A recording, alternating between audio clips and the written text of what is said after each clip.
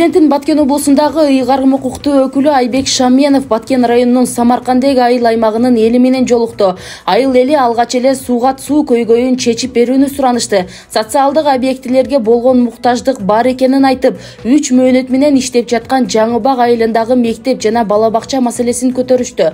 Ошондой эле жаңы конуштардын инфратүзүмүн жакшыртуу зарылчылыгын айтышты. Айыл эли айлана чөйрөнүн тазалыгын сактоо үчүн таштанды жыйноочу унаа менен камсыздоо зарылчылыгын билдиришти. Айыл тургундары ипотекалык үйлөр боюнча маалымат ала албай жатканын, Баткенге мамлекеттик ипотекалык компаниянын кеңсесин ачуу керектигин белгилешти.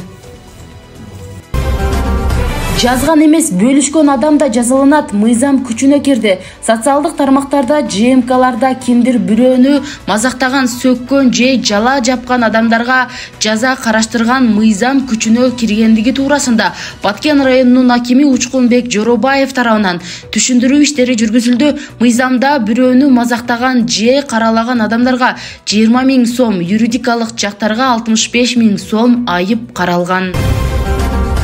13 февраль күнү аткезчиликке шектелип 2 жаран кармалды. Алар Кадамжай районунун Масалиев айылынын тургуну жана Кызылкыя шаарынын 1992 жылы туулган жашоочусу экени аныкталды. Кармалган жарандар дары-дармек жана турмуш тиричилик буюмдарын Кыргызстандан Өзбекстан Республикасына өткөрүп жаткан. Жүктүн болжолдуу баасы 158 016 сомду түзөт.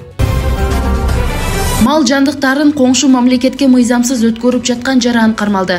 Кыргызстан аймагынан Тажикстанга 2 баш уй өтүп кетип жатканын байкаган чегарачылар 1 баш уй коңшу өлкөнүн аймагына өтүп кеткен жана аны кармаган. Интернационал айылына качып кеткен малдын ээси кыргыз жараны 1995 жылы туулган тургуну кармалган.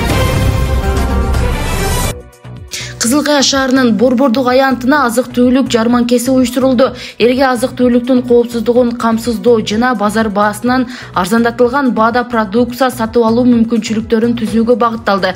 Мында сырткары арзан эт сатуучу дүкөн уюштурулду. Баасы 550 сомдон ашпайт.